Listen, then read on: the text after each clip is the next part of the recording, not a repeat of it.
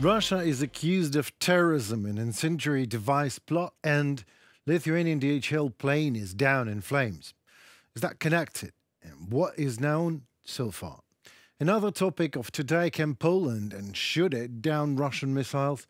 And third topic, Frank Ledwidge, senior lecturer in war studies at Portsmouth University, is with us tonight. Interview on UA TV English. Good afternoon. These topics in more detail. My name is Henry Keane, and we are UA TV English, bringing you the hard truth in easy terms for the whole free world, directly from Ukraine. Russia sends a hot message, quite literally. Eastern European officials said Russia's alleged plot to send incendiary devices by mail to Western countries, including the US, marked an, oh my God, who could ever think, escalation in Moscow's conflict with the West, presenting a challenge to governments trying to deter the Kremlin. Polish and other European officials said that agents very much suspected of working for the Russian military intelligence this summer posted a number of parcels packed with incendiary material from Lithuania to Britain in a dry run to see if such packages could also be sent by aircraft to North America, and if could, then this deadly mail would have been sent, no doubt about that. Luckily, and it was just luck and nothing else, the plot was foiled when two of those packages caught fire not in the air, but at DHL depots in the UK and Germany, respectively. The Kremlin denies any involvement. Seriously, did anyone expect Putin to say, yep, that's me? Since Russia's invasion of Ukraine, Europe has already flexed its traditional methods of diplomatic wrist slapping, kicking out more than 750 Russian diplomats. Strongly worded statements. In an array of sanctions aimed at denting Russia's military-industrial base, it is also pouring aid into Ukraine and offering more covert support, such as helping Ukraine to fire long-range missiles at Russian targets. Lithuania and Poland have consistently been amongst the most supportive countries of Ukraine in Europe and have criticized allies, including Washington, over what they believe is too much concern over the need to avoid escalating the conflict between the West and Russia. Avoiding escalation for too long leads to even more escalation. That much is obvious now. One crew member was killed after a cargo plane crashed early Monday on the outskirts of Vilnius airport in Lithuania, skidded into a house and burst into flames. Remarkably, 3 others on board the flight, including the pilot, survived the crash, along with 12 people in the house who were safely evacuated. According to local authorities, the cargo plane flying from Leipzig, Germany, was due to land at Vilnius airport when it crashed a few kilometers from the runway. The plane skidded on the ground for several hundred meters before hitting a residential house. Renata Spazila, chief of the Fire and Rescue Department of Lithuania, told reporters. The 3 rescued crew members, 1 Lithuanian national, 1 German, and 1 Spanish, remain in the hospital. The Lithuanian Fire and Rescue Department informs about that. There were no reported casualties on the ground, more than that. What is insane to me about all the above mentioned is that alleged style of calling spade not so much a spade in regard of this, or any other acts of Russian terror. The question, did Russia do it, is only a rhetorical one. Well, of course it did. When you see a bull and a pile of shit under it, you say bullshit. You can say, of course, a substance allegedly appearing to be feces on a bull-looking animal. Say all you want, the reality won't change. See terror in Europe these days? Think Russia. Russia is a terrorist country not because Henry Keane says so, but because Russia acts as such wherever and whenever it acts. In Europe, in America, in Ukraine, and Russia too, but that will be already a domestic issue. If Russian nation likes these dictatorial BDSM games played for centuries long, well, we could consider it their national consent and leave it up to them while it all stays inside them, inside Russia. And if not, what should the world do about it? 2 US lawmakers have made a bipartisan appeal to President Joe Biden to allow Poland to shoot down Russian missiles over the skies of Ukraine. Republicans Joe Wilson and Steve Cohen, the chair and ranking member respectively of the US Helsinki Commission, made the call in a letter stating the obvious, of course, nevertheless, better late than never.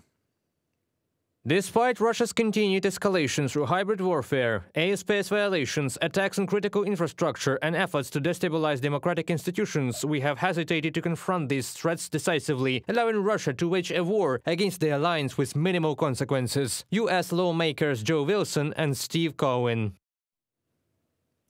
Well, in this obvious context, Poland's request to intercept and neutralize missiles over Ukraine is both necessary and urgent as a support mechanism of sort for Ukraine and a safeguard to the front line of NATO's borders. The technical and political possibility of Warsaw downing Russian missiles heading towards Poland through Ukraine was laid out in June in a signed Polish-Ukrainian security agreement. While Polish Foreign Minister Radoslaw Sikorski said at the time that the matter was still under discussion, Defense Minister Władysław Kosiniak-Kamysz explained that a decision by all of NATO member states would be necessary to take this step.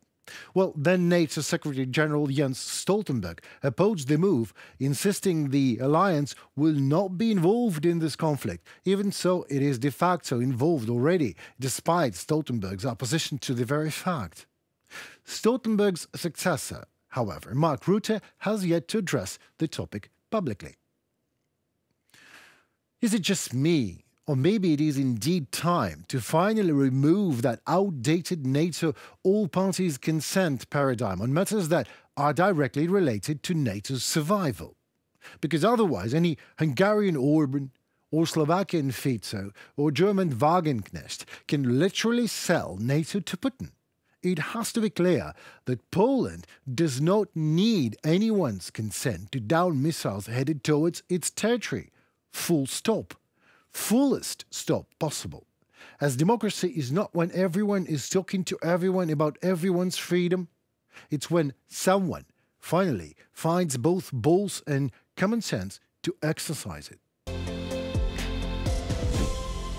Frank Ledwidge, Senior Lecturer in War Studies at Portsmouth University. Hello, Mr. Ledwidge. Good afternoon, Alexei.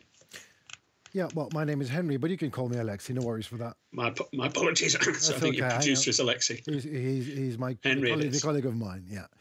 Nevertheless, Alexei and Henry, we want to know, frontline, Kursk, and not only what is known, and how would you assess the situation in general and in particular?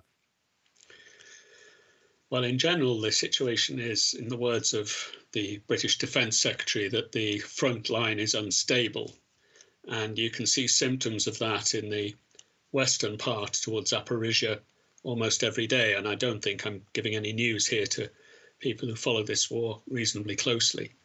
And whilst it's a little bit more stable in the central south region up towards Chasiv Yar, there are indications of Russian moves up there. In Kursk, about 40% of the ground taken by Ukraine in August is now gone. But I would ask people to divert their attention, just to speak about the front for a minute, towards Zaporizhia, as there are indications of a building Russian offensive there. Now, having said that, it does seem that the Ukrainian army is prepared for that. And needless to say, one doesn't expect at any point the Ukrainians to break. I don't think that's going to happen. But what we are seeing is a daily attritional effort by the Russians, which is resulting in the loss of ground by Ukrainian forces. So, long-range weapon strike on Russia, is that helping? I've always taken the view that those long-range weapons, namely the so-called ATACMS, which are fired out of HIMARS launchers, or the Storm Shadows or Scalps fired from, in the case of Storm Shadow aircraft, are of marginal use. Essentially what they are explosive devices on the end of rockets, and Russia's fired thousands of those at Ukraine without decisive effect. Now, the stores that the Russians will have to deal with from the kind of attacks in terms of numbers, we're talking here about a few dozen. Perhaps there are 50 or so ATACMS, and I don't suspect more than that in terms of Storm Shadows. That's not significant enough to make a major difference.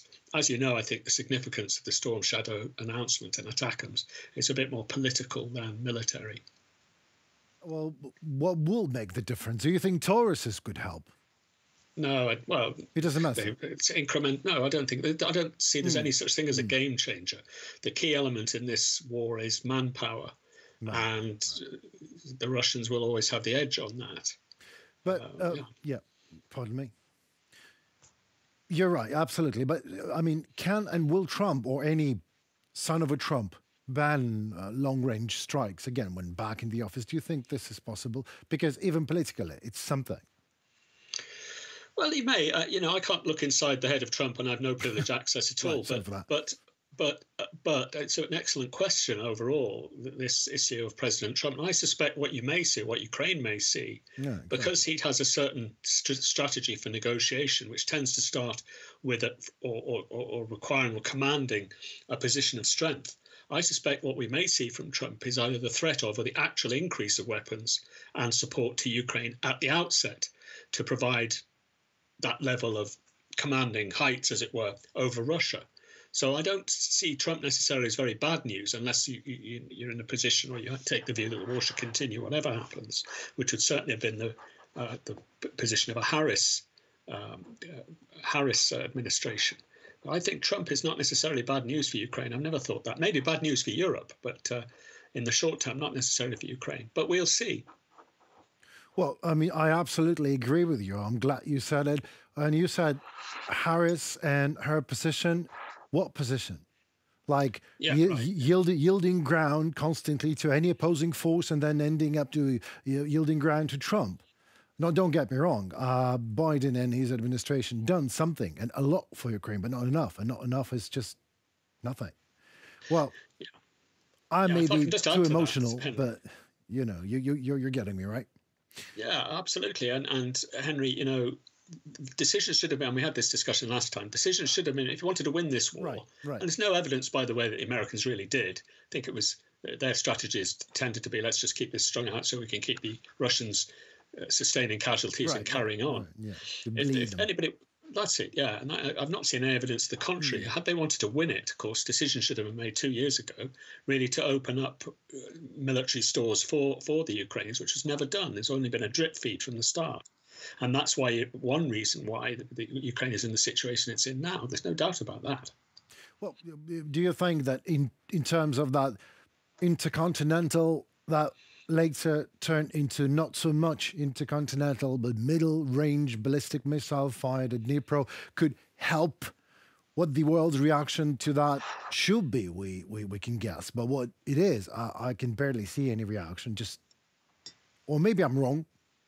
Yeah, I think it's a boiled frog syndrome, isn't it? Things get ratcheted up and very few people notice. I mean, I think to be fair, from an expert perspective, there's no doubt at all that this was, in the words of one real expert on missile issues that I was speaking to, a massive escalation on the part of the Russians. And I'm certain that's being treated that way by the senior military staff. But I don't think necessarily politicians see that. I don't know whether they've been poorly briefed or what, but this was a major event. I think certainly the most significant event this year so far, apart from the fall of Avdiivka. Well, some say, Tom Cooper, as an expert, he is an expert in aviation. I don't necessarily agree with him all the time, but sometimes he said things that I agree with. And he said that Putin is frustrated. And this is the sign of it. This middle-range rocket missile that costs from $50 to $100 million sent with effect of what? Well, of course, it was inert warheads on it, so it wasn't intended for tactical effect. Yeah. But the significant, or rather, it may well be that Putin was frustrated. I think he's probably frustrated having his warnings ignored, and that brings us back to the Storm Shadow business. And I think that's a slightly separate issue from the war itself. Okay. But again, just as with Trump, who can know the thoughts of Putin? Well, let's see anyway. I've asked all my questions. I have a lot more, but would love to have you. Yeah. Well, thank you so very much, Mr. Ledvidge, and for your time again. It was a pleasure and fast and very knowledgeable. Thank you. My pleasure, Henry, as always. Look forward to talking again. Thank you so very much. Certainly will. Goodbye. Thank you. Frank Ledvidge was with us, Senior Lecturer in War Studies at Portsmouth University. That was it for tonight. My name is Henry Keane. We are UATV English, doing our best to deliver hard truth in easy terms for the whole free world directly from Ukraine. Please like, share and comment. Your voice matters as it helps Ukrainian voice to be heard globally. Stay safe and tuned for more. Goodbye.